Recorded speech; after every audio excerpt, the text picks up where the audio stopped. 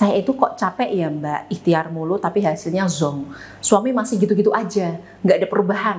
Nah, apakah di antara ibu-ibu ada yang masuk fase ikhtiar semacam ini? Sudah ikhtiar lama, lalu akhirnya capek. Nggak masalah Bu, yang namanya ikhtiar itu semangatnya memang naik turun. Ada kalanya kita semangat, ada kalanya kita down. Saat semangat, apapun omongan orang di luar sana, kita nggak gubris. Kalau lagi down, omongan orang lain yang sepele pun bisa bikin kita sakit hati. Baper, marah-marah nggak jelas. Tapi Bu, di sini saya akan jelaskan bahwa jika Ibu memang sudah lama ikhtiar dan Ibu capek, maka silahkan berhenti ikhtiar. Loh, serius Mbak Meda? Benar Bu, saya serius. Silahkan Ibu berhenti ikhtiar jika Ibu alami tanda-tanda yang akan saya sebutkan ini. Pertama, Ibu selalu berusaha sendiri dan tak ada timbal balik usaha dari suami.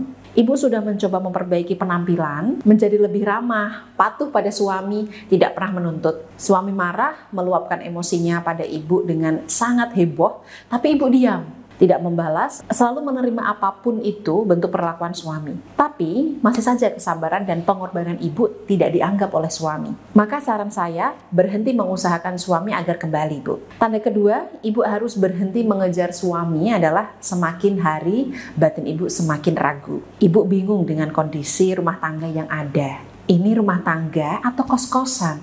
Kok suami bersikap seenaknya sendiri?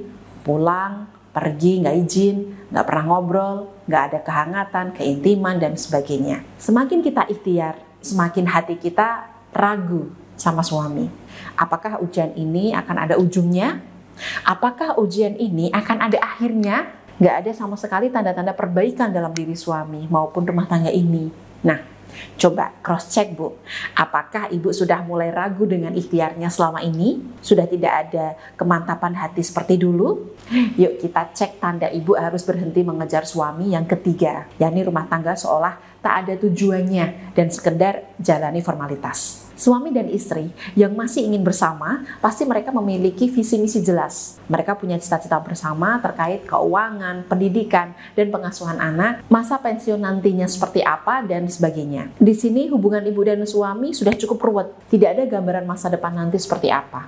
Obrolan terkait cita-cita masa depan itu zonk. Ibu dan suami sudah tak pernah lagi membicarakan hal-hal terkait masa depan. Kalian sudah malas satu sama lain. Nah, pertanyaannya, dalam kondisi demikian, kenapa Ibu masih berjuang mempertahankan suami? Lepaskan Bu, jangan mengejar suami lagi. Tanda keempat, Ibu harus berhenti mengejar suami adalah tiap kali mengingat hubungan dengan suami, rasanya sakit dan nyesek. Coba Ibu tanya ke dalam lubuk hatinya yang terdalam. Tanya benar-benar dengan serius. Kalau nama suami disebut, 3 hal apa yang terbayang dalam benak Ibu?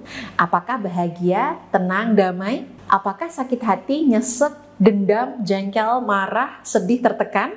Apakah sabar, bertahan, pasrah, bingung, dan sebagainya? Sebutkan 3 hal yang terbesit dalam benak Ibu ketika mengingat hubungan dengan suami. Nah, apakah ketiga hal yang Ibu sebutkan tadi sifatnya lebih arah positif atau negatif? Contoh, Ibu menyebutkan bahagia, tenang, damai. Ini artinya bayangan Ibu tentang suami positif. Jika Ibu menyebutkan dendam, sakit hati, nyesek, itu artinya bayangan Ibu tentang suami negatif. Ayo, coba sebutkan 3 hal tersebut, Bu. Apakah positif atau negatif? Jika negatif, maka berhentilah mengejar suami. Tanda kelima, Ibu perlu berhenti mengejar suami adalah sudah tidak ada komunikasi. Atau kalaupun ada komunikasi, itu terjadi hanya saat suami butuh Ibu. Entah butuh dilayani di kasur, kebutuhan mendesak yang mana hanya Ibu yang bisa dimintai tolong, dan sebagainya. Rumah tangga kok saling mendiamkan satu sama lain, tidak ada obrolan, apa gak nyesek dan menyiksa batin Ibu? Jika ini sudah terjadi, maka lepaskan suami Bu. Tanda keenam, Ibu perlu berhenti mengejar suami adalah Ibu sering sakit-sakitan, khususnya sakit kepala, alami masalah pencernaan, gangguan tidur, dan lain-lain. Atau mungkin Ibu alami psikosomatis, Ibu sering sakit atau nyeri pada bagian tubuh tertentu, Ibu sudah periksa ke medis, konsumsi obat, bahkan dokter bilang tidak ada penyakit, tapi Ibu masih sering mengeluh sakit pada bagian tubuh tertentu. Nah, ini namanya psikosomatis Bu. Jika sudah alami demikian, berhenti mengejar suami. Jadi Bu, dari ke-6 tanda yang saya sebutkan tadi, ada berapa poin yang Ibu alami? Jika Ibu alami 3 poin saja, saya sarankan lepaskan suami. Jangan terus-menerus mengejar suami Bu. Ikhlaskan, lepaskan. Nah, Istri harus ikhlas melepaskan suami di sini bukan berarti langsung minta pisah ya Bu. Saya tidak pernah meminta istri untuk berpisah dari suami. Sekalipun dalam keyakinan saya berpisah itu diperbolehkan, tapi merupakan tindakan yang dibenci Allah Subhanahu wa taala. Ikhlas melepaskan suami bisa diartikan setelah kita mati-matian berjuang, ikhtiar untuk mempertahankan serta menyadarkan suami dari kedzaliman perbuatannya, tapi suami tetap saja menyakiti, maka sudah seharusnya istri berpasrah. Ingat prinsip ikhtiar yang penuh kedamaian ini Bu. Perjuangkan lalu ikhlaskan. Aduh, sulit Mbak Maida. Mana mungkin bisa selegowo dan setenang itu? Benar Bu, memang gak mudah. Tapi alhamdulillah banyak klien saya yang menerapkan prinsip ikhtiar. Perjuangkan lalu ikhlaskan.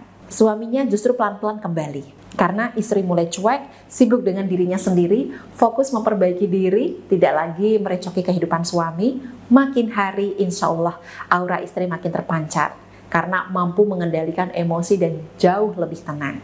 Ajaib ya Bu. Ketika kita mati-matian mengejar, suami justru makin menjauh. Ketika kita fokus perbaiki diri dan mengikhlaskan apa yang sudah terjadi, suami justru mendekat dengan sendirinya. Itulah seninya ikhtiar. Kita melepaskan, berhenti mengejar suami bukan karena kita sudah tidak ingin bersama suami, melainkan mengubah fokus dan tujuan sehingga ikhtiar bisa kita lakukan dengan santai. Tidak ada mode takut kehilangan suami atau takut ditinggalkan suami dan sebagainya. Nah, bagi ibu-ibu yang tertarik dibimbing untuk memancarkan aura daya tarik dan aura ketenangan, serta mampu ikhlas melepaskan suami, butuh penguatan dalam ikhtiar mengutuhkan rumah tangga, silahkan jangan sungkan hubungi saya melalui chat WhatsApp maupun telepon di kontak 08111264401 atau klik chat WhatsApp otomatis di bawah video ini.